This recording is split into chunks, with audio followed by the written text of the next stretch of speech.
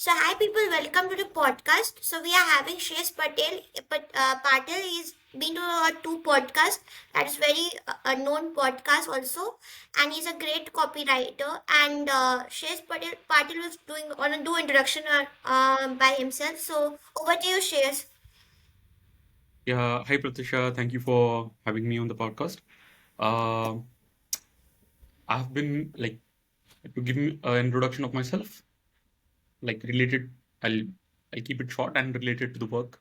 So I started copywriting in May 2020, during the lockdown, and initially I wanted to become a media buyer. Today, that same term is used as performance marketer. But yeah, that is what I wanted. I just wanted a job that I loved, and I felt like digital marketing was the thing. But somehow the agency that I was working for back then, they did not allow me to do media buying, and they said that you should continue with. They gave me a chance to write copies, and the very first copy that I wrote was a winner. So they said that they were very impressed, and they said you should continue with copywriting. They did not allow me to internally switch to a media buying position. So I just researched a bit more about the topic, and I found out that hey, I can easily do this.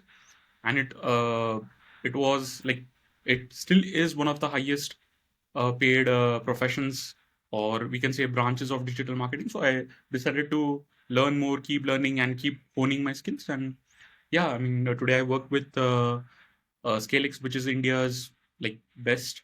I would say India's best, but just to be humble, I would say one of India's best agencies for not just ed tech or coaching clients, but also for SaaS and e-com, right? So I work in Scalex as a lead copywriter. Uh, like I would I would say that yeah, that would be my introduction.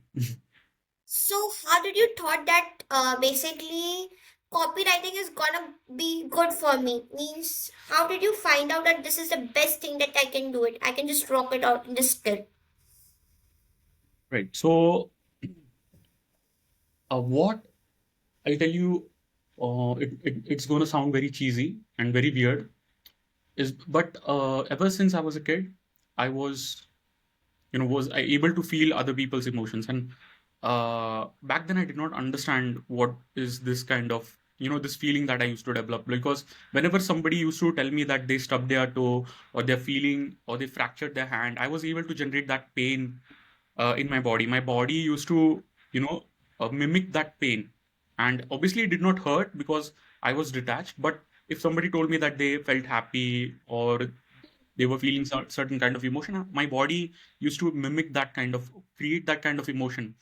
And I used to react, and everybody used to look at me and say that, why are you reacting? Like he's the one who has stubbed his toe, got his hand fractured. Why are you feeling the pain in your body, right? Like so I did not understand why my body is doing that. But after growing up, I understood that it is called empathy. Okay, and when I studied about copywriting, it is said that I was listening to some podcast by a US copywriter, and in the podcast he said that you can teach a copywriter everything, but you can't teach him empathy.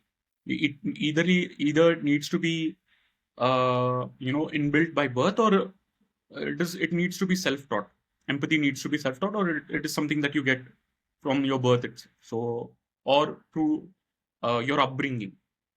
And that is the greatest superpower. So that was one instance when I found it resonated with me, and I decided to stay with copywriting because I was able to understand other people's emotions.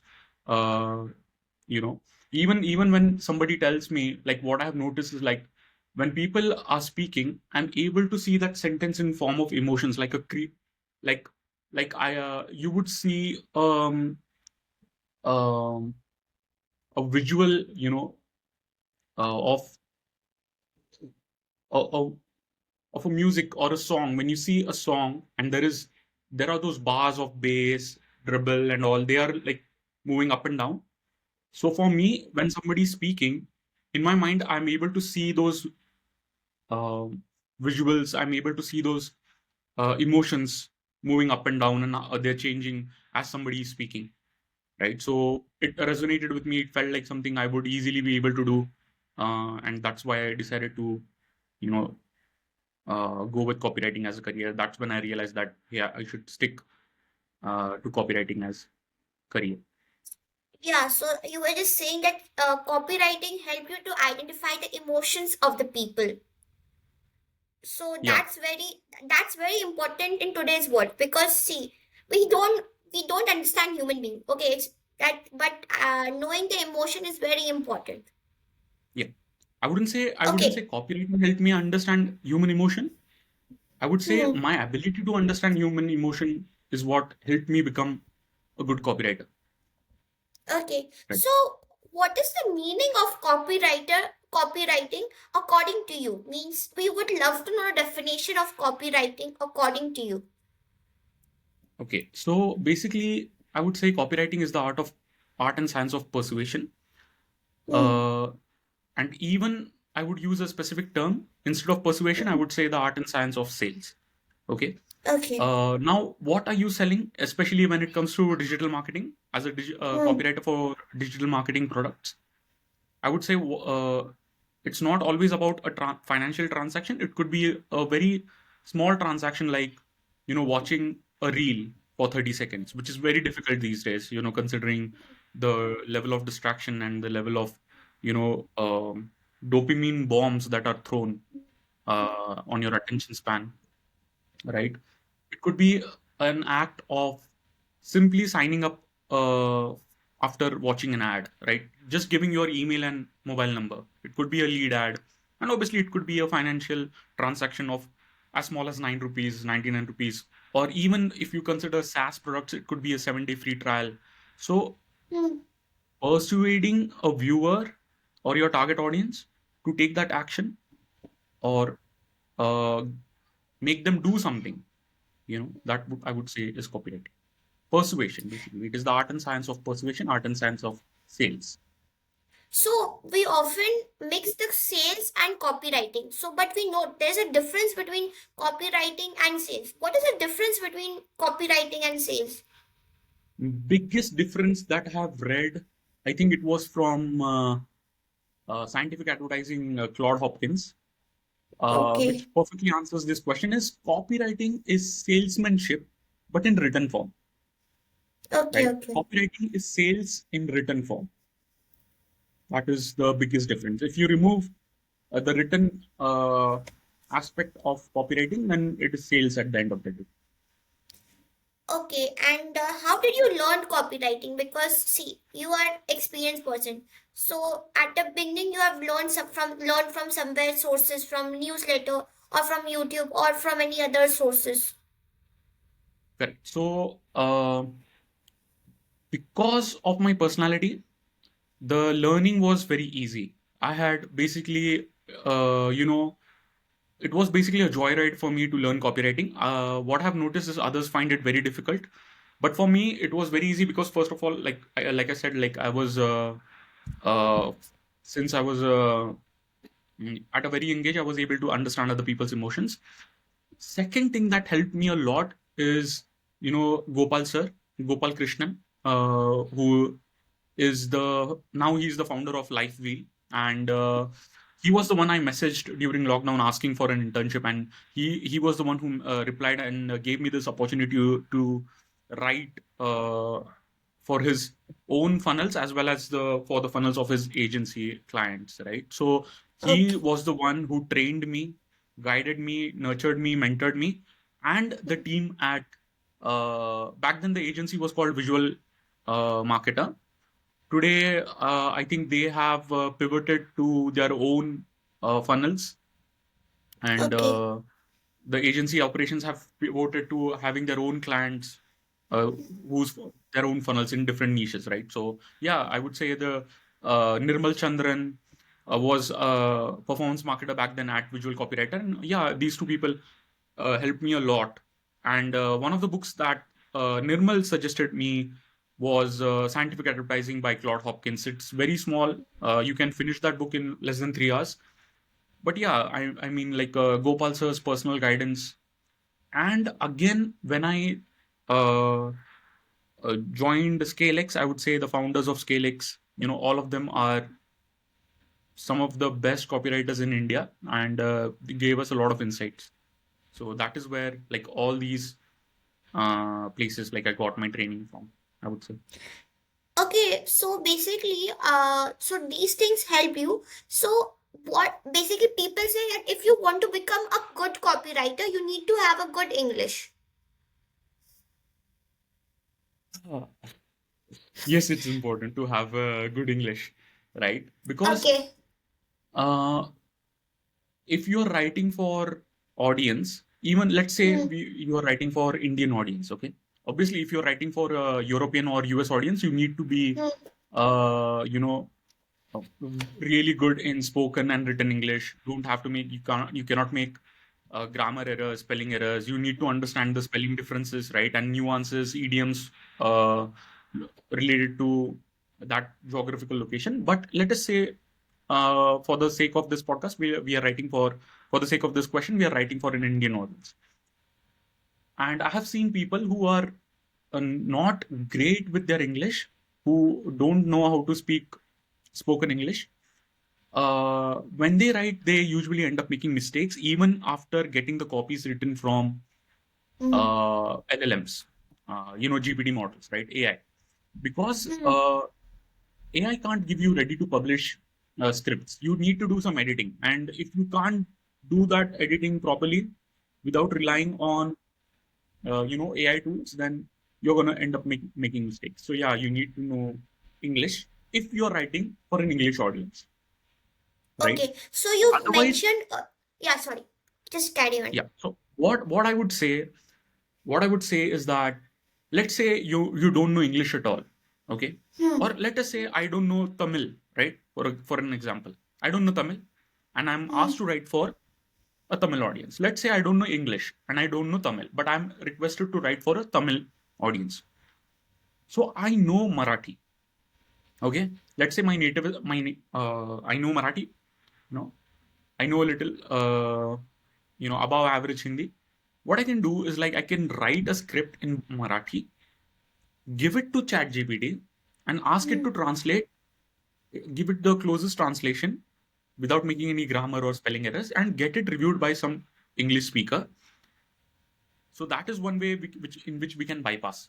But if you're doing it as a profession, you can't, do this every day.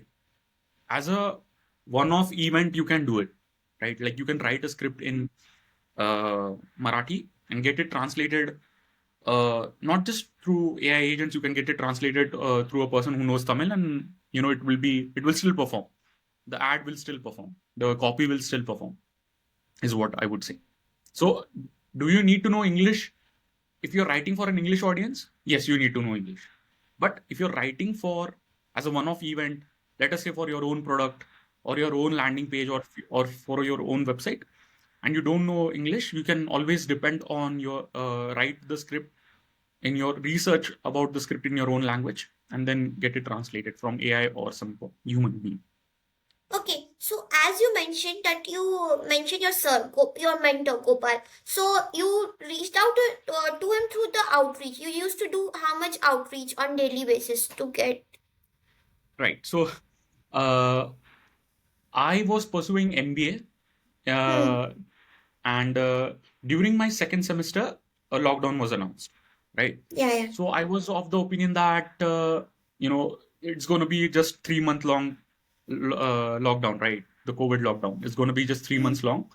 So it is better to, and I was able to see ads on my YouTube and Facebook feed, right? Or even on my Okay. Instagram feed.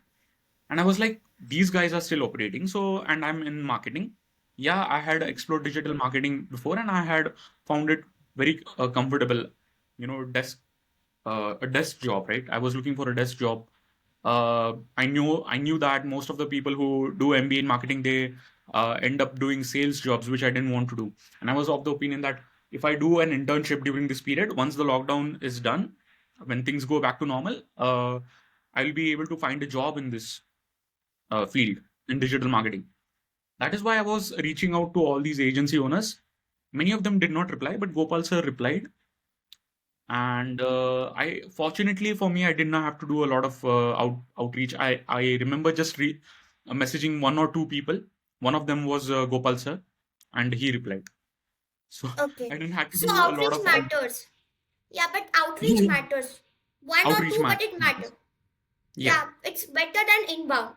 That rather than waiting for the client to come to you, first we should go for outbound, then inbounding. So So even to answer your question whether you should do inbound or outbound, yeah. I would answer this in a very broad way.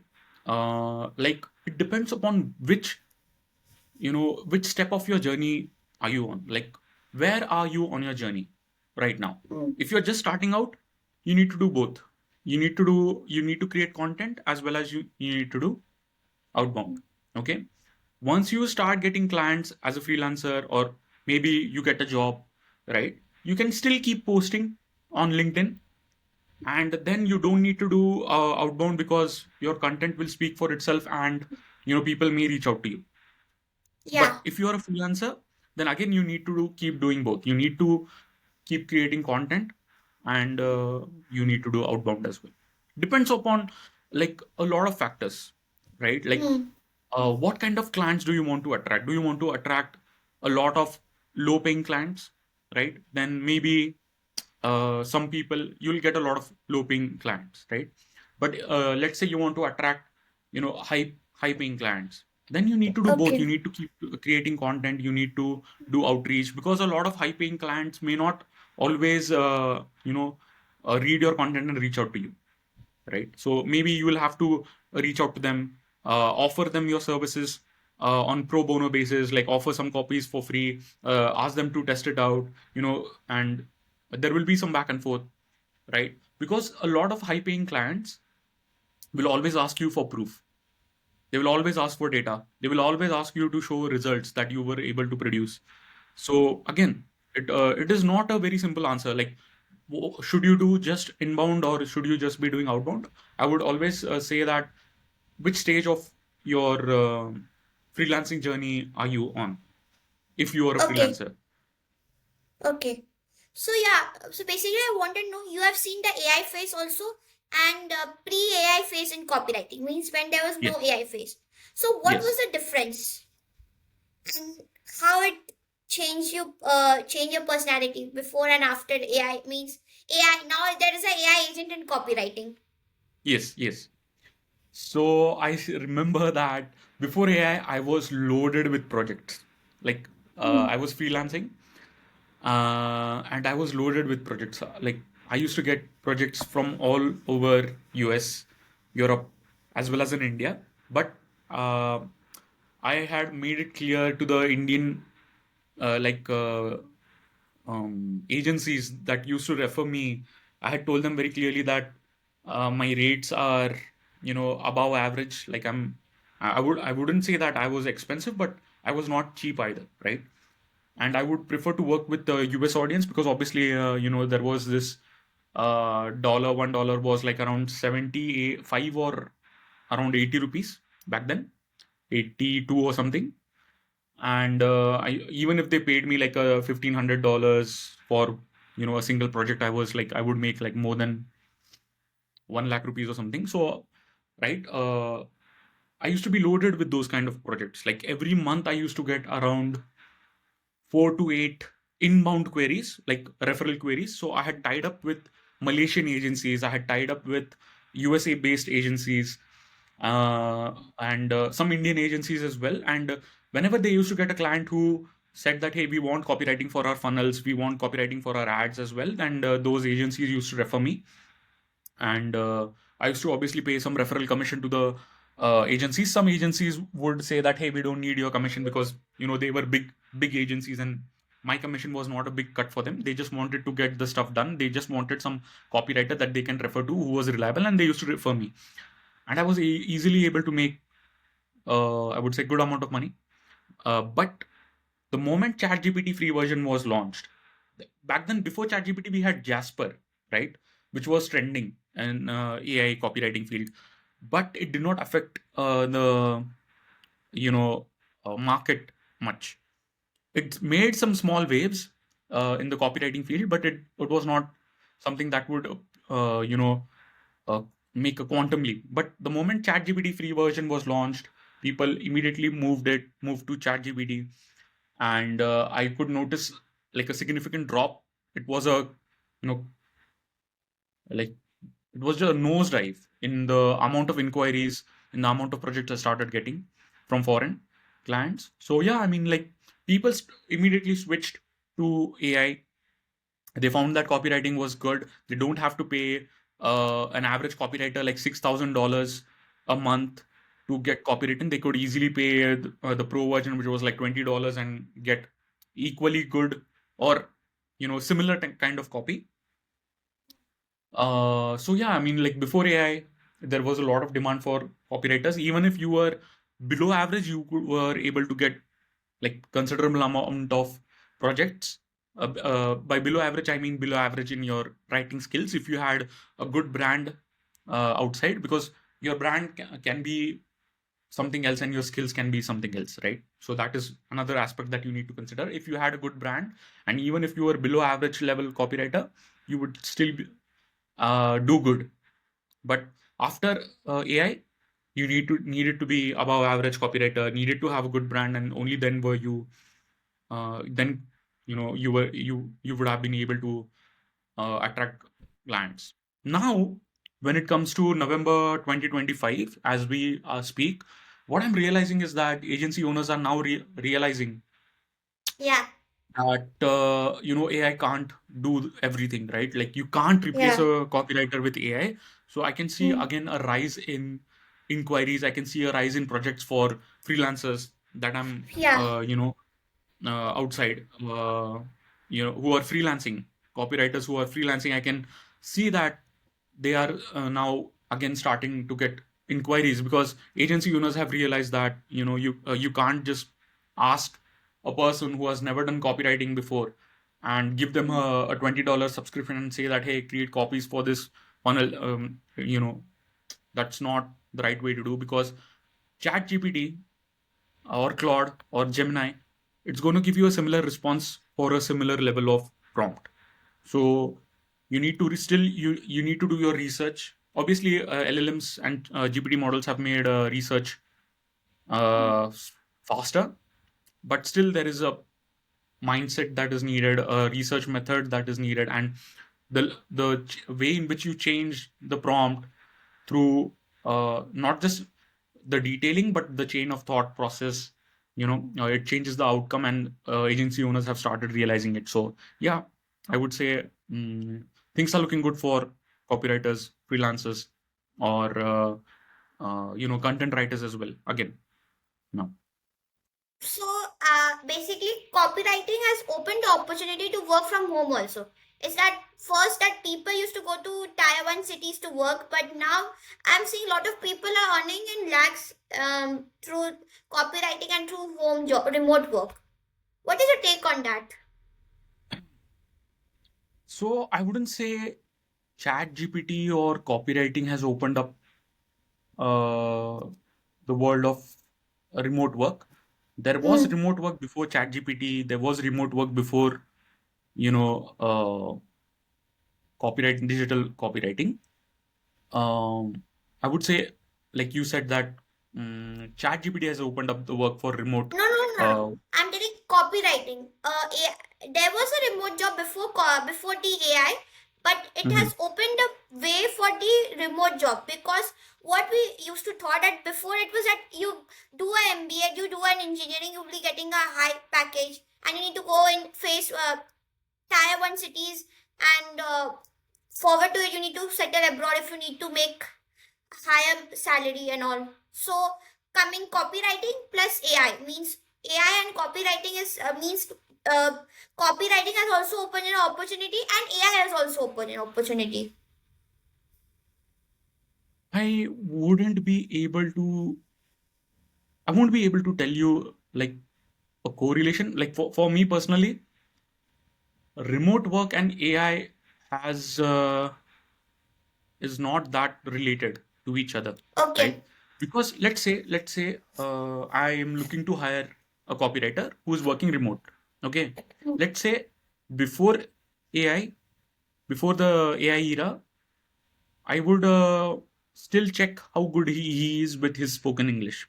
I would check Yeah. how good he or she is with his research, right? How good he or she is with his ability to dissect a copy, understand why it's performing, understand why it's not performing, dissect the personality of target audience, right? Before the AI era, I would still prefer these qualities. Now, after the AI boom, I would still check all those qualities plus his ability to prompt the AI. So that is the only thing that has changed. So I don't think that AI has opened up more, uh, opportunities for remote work. I'm not able to correlate that. Like I would say the it's the same. Like the before and after thing, it's the same, right? Like opportunities haven't changed much after AI, because I would still, Okay. irrespective of whether he's from metro city or tier 2 or tier 3 city, I would still check for his inbuilt skills. Like even before AI, I would have checked for the same skills. Okay, so basically, you mentioned earlier that you got international clients. So is it from the freelancing websites, or basically, or from the LinkedIn, or you need to be experienced to brag the clients from those websites, particular websites? So I never was able to get a single client from freelance websites. They never worked out Hmm. to me. And part of the reason was like I was never active. I never outreached. I never, was replying to the requests that I was getting from those freelance websites. And another reason was that when I discovered those freelance website, I realized that I had to start from a $5 freelancer, which I felt like, because I was already getting good clients from the Indian market back then. I was getting good clients from the Europe and US market. So I was not willing to start from scratch again and get paid like $5 for my work. So that is the reason why I was not active on those websites. I know people who had made a decent amount of living, a good amount of money from those websites, but personally, I never used them. Now, when it came to LinkedIn, from LinkedIn, I was able to get, good job opportunities back then, right? This is, we are talking about 2022 to 2023. Okay. Hmm. I was always able to get job opportunities from LinkedIn, but not freelance opportunities. So how was I able to get international clients? Because I reached out to individual agencies which were active on Facebook groups, and I Okay. reached out to their owners and I told them that, hey, I'm ready to write for you for free, for your agency for free, for a couple of projects. And if you like my work, if you feel like I'm dependable, please, you know, feel free to refer me to your clients. And I reached out to around 25 or 30 agencies, I would say, and they found my work good enough, and they were referring me all those international clients, Malaysian Okay. agencies, Indian agencies, and obviously like US agencies. So they used to refer me a lot of clients. So I did, Okay. like, I did not do outreach to individual clients, because then again had to, if that client goes away, then again I would have to reach out and do outreach like to individual clients. So I knew that agencies will have consistent inflow of clients. So I decided to outreach to agencies, right? So So my basically work of copywriting agency. sorry. Basically copywriting agencies and all. Yeah, digital marketing agencies, landing Okay. page agencies, funnel building agencies, funnel designing agencies, digital marketing agencies. So basically, I just wanted to know that how the beginner should make the use of AI. Right. Beginners should not use AI. Okay. You don't need AI, or you shouldn't need AI to begin copywriting. Why? I have a very strong reason. Because it is very addictive. Humans, or the human mind, will always follow the path of least resistance. It will always follow the path of which gives it the most ease and comfort and convenience. Okay. And once you get on AI and start researching about a client, avatars, you start researching about client demographics on AI, you're not going to feel comfortable doing it without AI,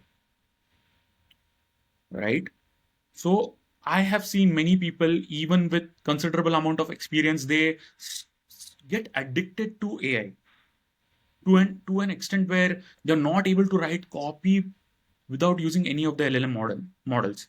So in order to develop your research muscle, in order to develop that, empathy muscle, in order to develop that, put in that hard work initially, don't use AI. Okay. What I would say. do the Okay. do the hard work, go on those websites, do manual research, write down the copy, edit the copy manually, see how good you are, and then you know limit it to then you can compare it with how you perform using AI. But it's very difficult because, again, like I said, people get addicted, like copywriters get addicted, right? So for if you're a beginner, in the long run you will feel that you are able to use AI copywriting tools in a much better way if you do manual work first. Okay, so basically, you are saying correct. So basically, when I was learning a course and I was just telling the ChatGPT to explain me, they couldn't explain me. Then I need to see the video from start to beginning, from beginning to end, and I understood a lot. Okay, but that ChatGPT couldn't explain. It could be perplexity, Claude, and all. They couldn't explain that much. What I understood from basically from that particular website of learning the course. Okay, okay, okay. Yeah. So What I yeah. meant to say, was, see, from my understanding, I haven't come across any topics that ChatGPT won't be able to explain. Okay, maybe you're doing a different kind of course. I don't know. But what I want to say is, like, you should know as a human being that the output given by ChatGPT, is it good enough to be Hmm. passed on to the client? And Yeah, yeah. that understanding you need to develop through manual work, through manual research, right? Hmm. There are a lot of benefits. I'm just naming one right now.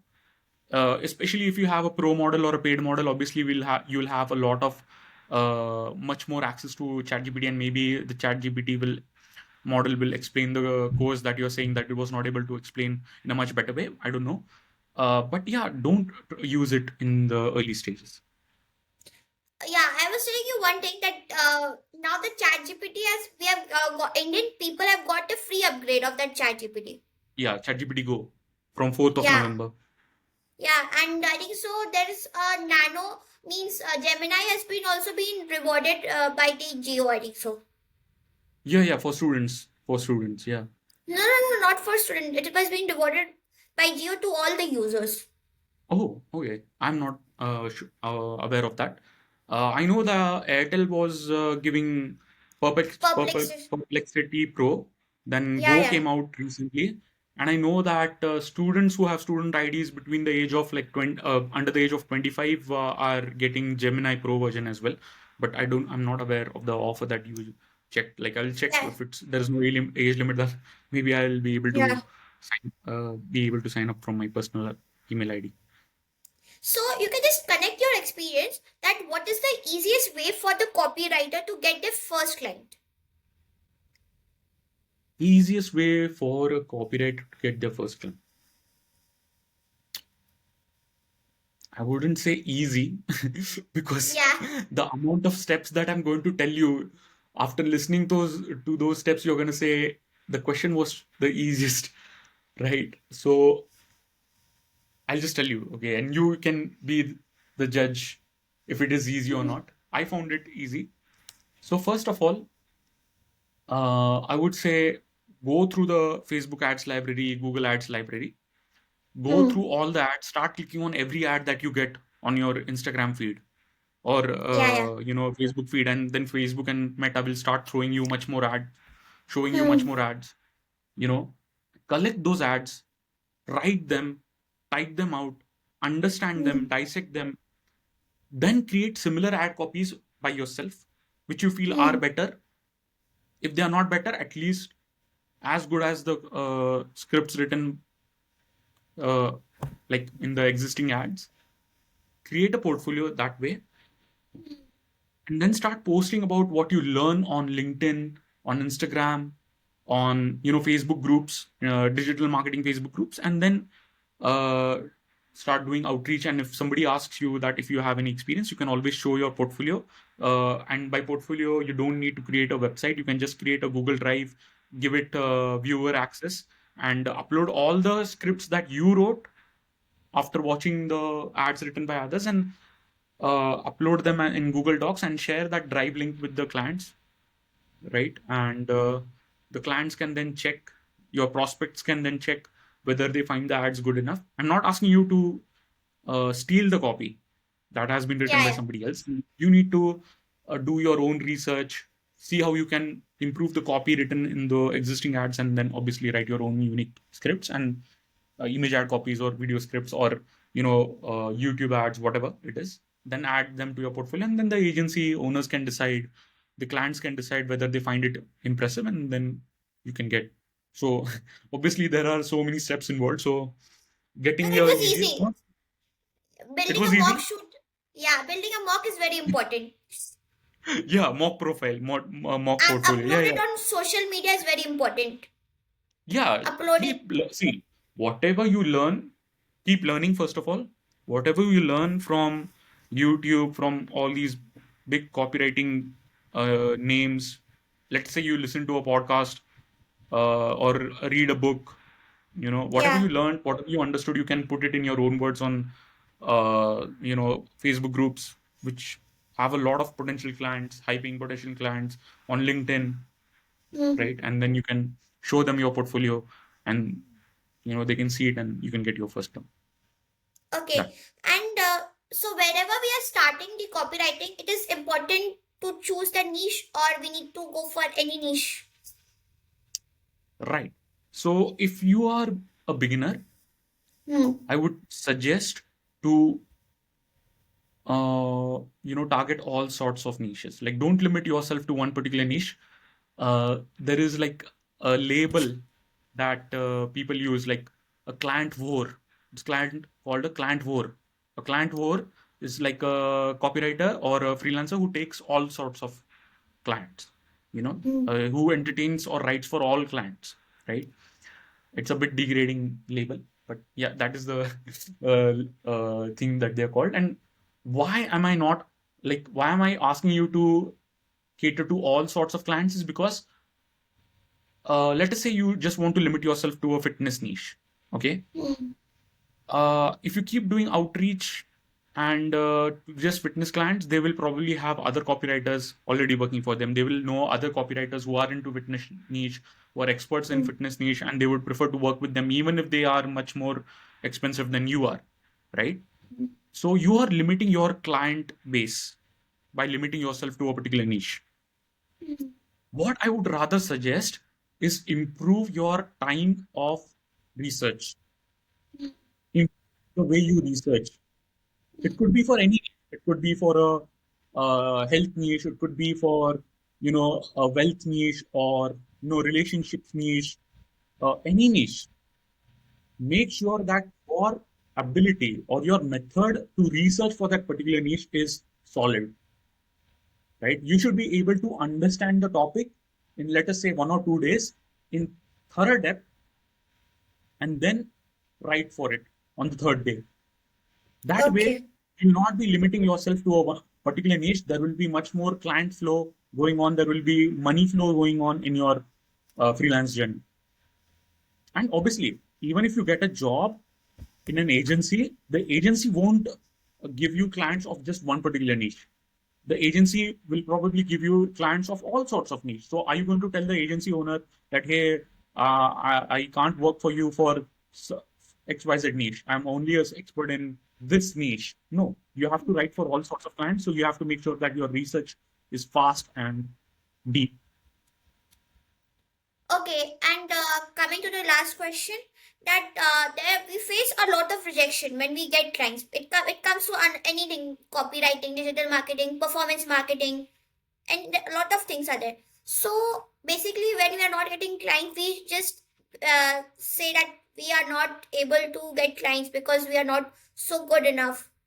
So we just tell ourselves that we're not good enough to get clients and all. Okay. So before the AI era, getting Hmm. clients was difficult, right? Hmm. So many people were doing outreach. So many people were Hmm. posting content, on social media. Hmm. After the AI boom, getting clients has become even more difficult, like Yes. 100x more difficult, 1,000 times more difficult, because I know agencies that never used to cater to copywriting requests, right? Let us say they were funnel designing agencies. I know funnel designing agencies who never used to cater to copywriting requests before AI. They used to simply outsource copywriting to somebody else. But after AI, those agencies started catering to copywriting requests to copywriting clients, and they themselves started writing copy and delivering it to the client using AI tools. So now the work Okay. that was getting outsourced now is now being done by AI itself, right? So Okay. now it has become 1,000 times more difficult to get clients. Okay. What I would say is, like, it's obviously going to sound like motivational talk, but it is motivational talk, is don't be harsh on yourself, Yeah. right? Keep improving your skills, keep improving your understanding about the subject of copywriting or anything Hmm. that you're doing freelancing for. Like, it could be content writing, blog writing, writing books, and keep honing your skills, keep putting yourself out there in the form of content on social media, on LinkedIn, keep outreaching, right? And what the other thing that is that one of my good friends suggested to me, his name was Edwin. He told me that, look, in my early days of freelancing, he said, Shriyash, like, closing copywriting clients or any clients is a numbers game, right? It's a numbers game. Like, the more people you talk to, the more are your chances of closing them. Now, again, Yeah. Yeah. over here, going outside a bit of what you asked, going a bit outside of the question that you asked, what I would suggest is that don't try to go in a meeting with the client with an intention to close them, right? Don't Yeah. go Yeah. on a client meeting. Don't try to get the client on a call with an intention to close them. Always go on a meeting and try to help out the client as much as possible, right? When clients don't want to know how much you know, they want to know how much you can help them, right? It's Okay. just human psychology. It sounds very odd and like not correct, but it works. Hmm. And another thing that it does is it reduces your sales anxiety, because as a freelancer you have to go in front of people and sell yourself, sell your services, and if you're constantly worrying about closing, it's gonna it's gonna make you look desperate, and it's going to repel Okay. clients. So if you go with an intention to genuinely help the client will notice it, and the client will immediately, choose you. For me, how I applied this principle was like, whenever I used to go on client discovery calls, whenever there were discovery calls with clients, I used to give the headline and subheadline and variations of headline and subheadline in the clarity call itself. After understanding their product, after understanding their funnel, right? After spending around 45 minutes to an hour or even 90 minutes with them, I used to suggest a very crude headline, a very crude, I wouldn't, I would try to give them the final, edited version as well. But sometimes it's not possible to come up with edited, final version of a headline in such a short period of time, right? But I used to try my best and I used to deliver that. And the client used to find it very amazing that I'm trying to help them out with the headline, subheadline, because headline and subheadline is 90% of the copy, right? If Yeah. the Yeah. headline and subheadline is not good enough, people are not going to read the rest of the landing page.